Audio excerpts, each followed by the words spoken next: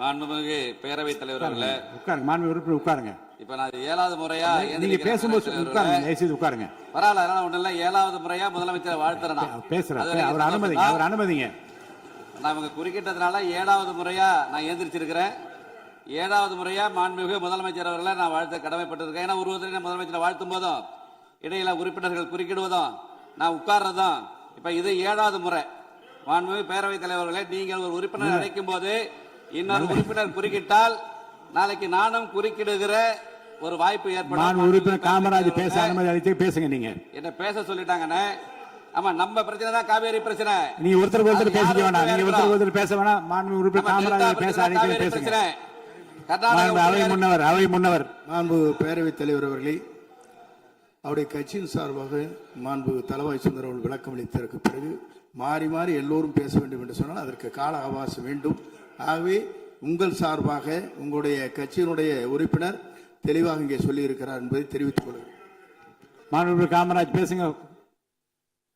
மாண்புமிகு பேரவைத் தலைவர்களே, 8வது முறை நம்ம உறுப்பினர்கள்லாம் கமெண்ட் அடிக்கிறாங்க. முதலில் இந்த தனது பிறந்த நாளை கொண்டாடும் மாண்புமிகு தமிழ்நாடு முதலமைச்சர் அவர்களுக்கு எனது உளமார்ந்த பிறந்தநாள் நல்வாழ்த்துக்களை தெரிவித்துக் கொள்கிறேன்.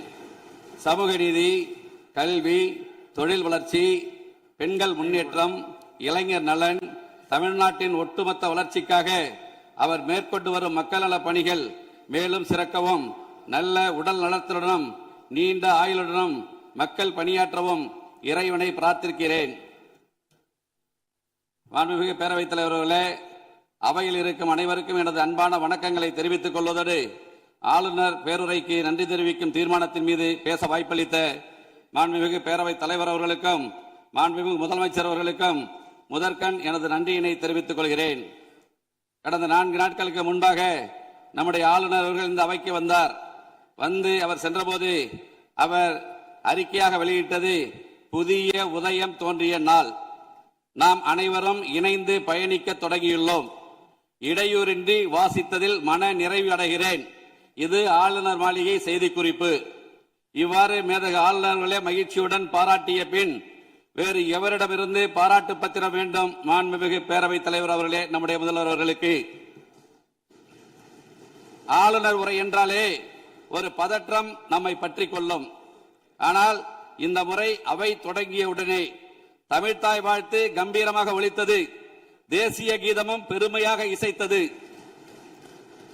மேதகு ஆளுநர் அவர்களும் ரொம்பவே சந்தோஷமாக புன்னகையோடு தன் உரையை வாசித்து முடித்ததோடு இன்றைக்கு தமிழ்நாட்டில் ஒரு மாபெரும் சரித்திர புரட்சியை தன்னந்தனியே ஏற்படுத்தி உள்ளார் நமது மாண்புமிகு முதலமைச்சர் என புகழ்ந்திருக்கிறார்கள்.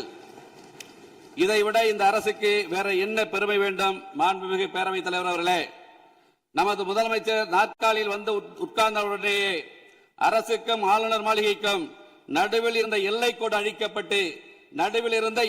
அழிக்கப்பட்டு அது நட்பின் பாலமாக அமைந்துவிட்டது. இதோடு நிற்கவில்லை. மத்திய அரசுக்கும் மாநில அரசுக்கும் இடையே ஒரு இணக்கமான ஒரு உறவு இருந்தால் மட்டும்தான் மாநிலம் வளரும் என்பதை புரிந்து மிக மிக முதிர்ச்சியான ஒரு அரசியல் பாதையை அமைத்துக் கொடுத்திருக்கிறார் நமது மாண்புமிகு முதலமைச்சர் அவர்கள்.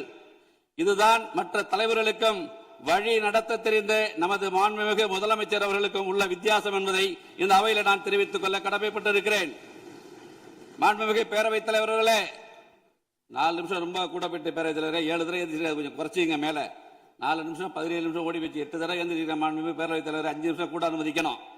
மாண்புமிகு பேரவைத் தலைவர்களே, நம்பிக்கையில் சிறந்தது தன்னம்பிக்கை. தன்னால் எதையும் சாதிக்க முடியும் என்ற நம்பிக்கை தான் தன்னம்பிக்கை.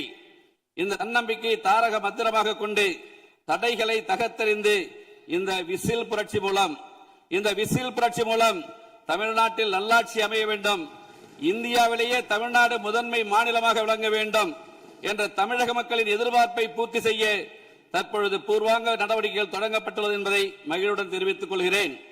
மாண்புமிகு பேரவைத் தலைவர் அவர்களே, ஆளுநர் உரை மீதான நன்றி தெரிவிக்கும் தீர்மானத்தின் மீது எனது உரையை நிகழ்த்துவதற்கு முன்பாக எனது மன்னார்குடி சட்டமன்ற தொகுதி தொடர்பான 2-3 கோரிக்கை தான்.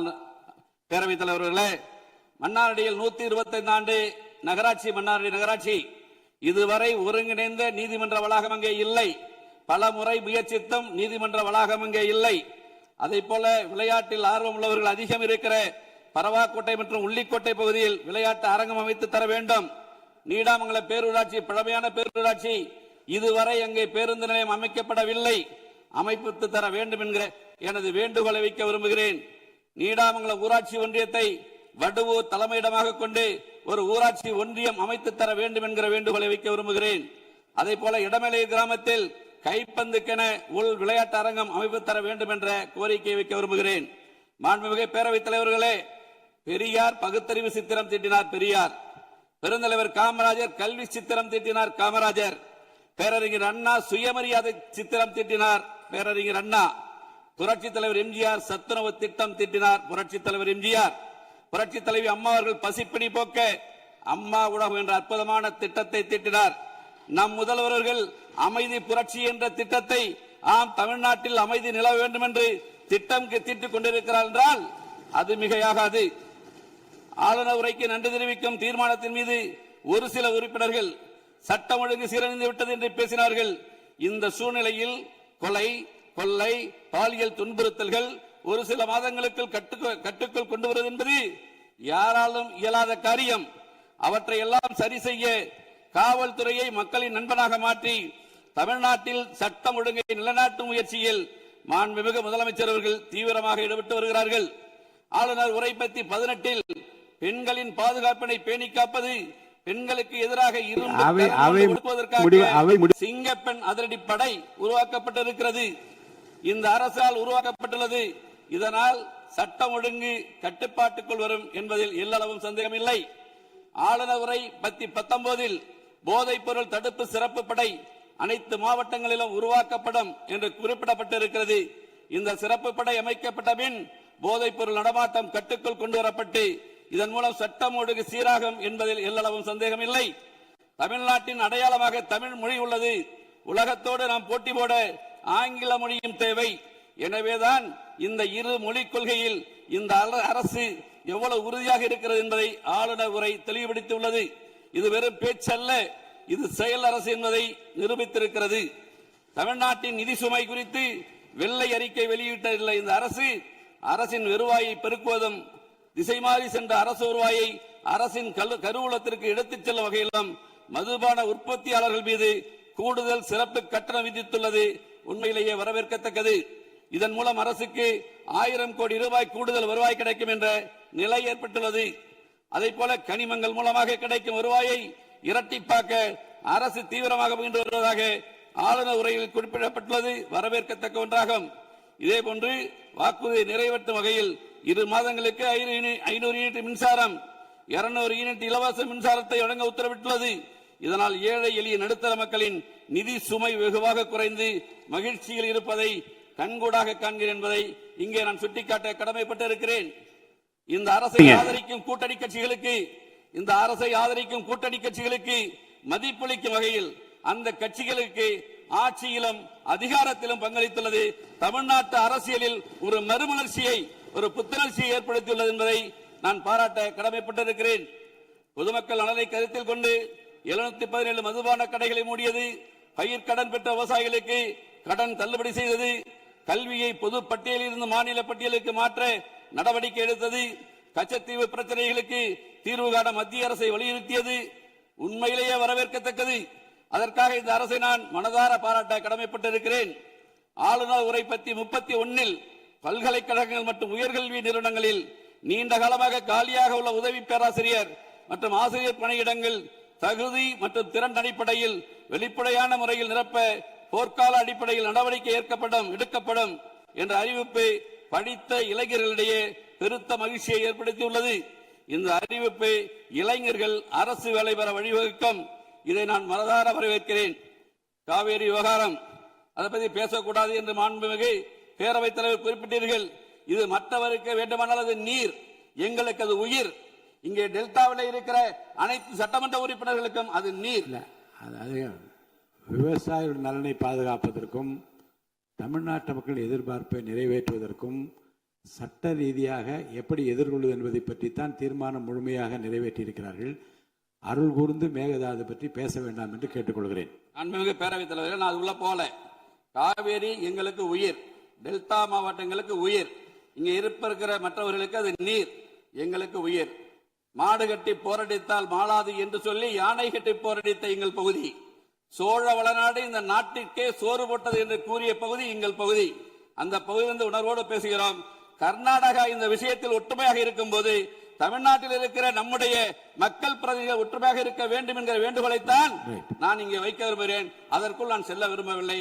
எனக்கு பேச வேண்டிய டயத்துக்கு பிறகு 8 தடவை நான் எந்திரிச்சிருக்கேன். அதனால நான் அதுக்குள்ள போகல என்பதை வலியுறுத்தி கேட்டுக்கொண்டு நல்ல வல்லுநர்களை கொண்டு இங்கே பேசிய ஒருமித்த கருத்தோடு அந்த தீர்மானத்தை, அந்த முதலமைச்சர் கொண்டு வந்த சிறப்பு வாய்ந்த தனி தீர்மானத்தை நல்ல வல்லுநர்களை கொண்டு சிறப்போடு நாம் அதை ஏற்க வேண்டும் என்கிற வேண்டுகோளை மட்டும் வைத்து அதற்குள் நான் நுழைய விரும்பவில்லை. ஆளுநர் உரை பற்றி 32 காவேரியில் தமிழ்நாட்டிற்குள்ள உரிமையை உரிய காலத்தில் பெற நடவடிக்கை எடுக்கப்படும் என்ற அறிவிப்பு பாராட்டுக்குரியது. நிலத்தடி நீர்மட்டத்தை உயர்த்தவும் மழைக்காலங்களில் ஒரு நீரை சேமிக்கவும் ஏதுவாக ஏரிகள் மற்றும் குளங்கள் பராமரிப்பு திட்டம் ஒவ்வொரு ஆண்டும் செயல்படுத்தப்படும் என்ற ஆளுநர் உரையில் அறிவிக்கப்பட்டுள்ளது மிகுந்த மகிழ்ச்சி அளிக்கிறது. இதற்காக இந்த அரசை நான் பாராட்ட கடமைப்பட்டிருக்கிறேன். இதேபோன்று கடலுக்கு செல்கிற நீரை தடுக்க வகையிலும் மழை நீரை சேமிக்கும் வகையிலும் தேவையான இடங்களில் தடுப்பணைகள் கட்ட நடவடிக்கை எடுக்கப்படும் என்ற அறிவிப்பு உண்மையிலே வரவேற்கத்தக்கது. ஆளுநர் உரை பத்தி 36 முல்லை பெரியார் அணை பகுதியில் பழுது பார்க்கும் பணிகளை மேற்கொள்ளவும் அணையின் நீர்மட்டத்தை உயர்த்தவும் கேரள அரசின் புதிய அணை நடவடிக்கை